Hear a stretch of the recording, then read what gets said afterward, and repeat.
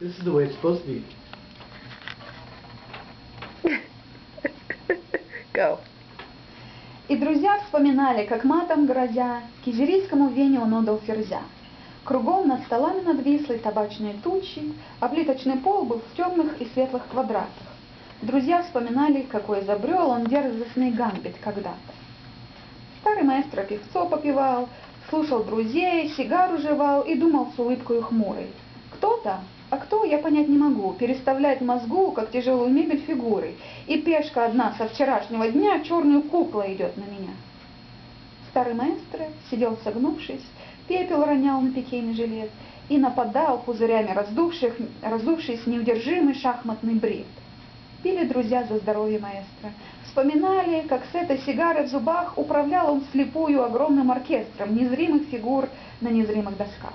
Вдруг черный король, подкрепив проходную пешку свою, подошел вплотную.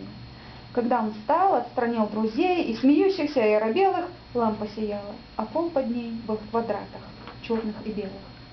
На лице его старом, растерянном, добром деревянный отблеск лежал. Он сгорбился, шею надул, прижал напряженные локти к ребрам и прыгать пошел по квадратам большим. Через один, то влево, то вправо, и это была не пустая забава, и недолго смеялись над ним. И потом, в молчании чистой палаты, куда черный король его увел, на 64 квадрата необъяснимо делился пол. И эдак, и так до последнего часа в бредовых комбинациях ночью и днем прыгал маэстро, старик седовласый, белым конем.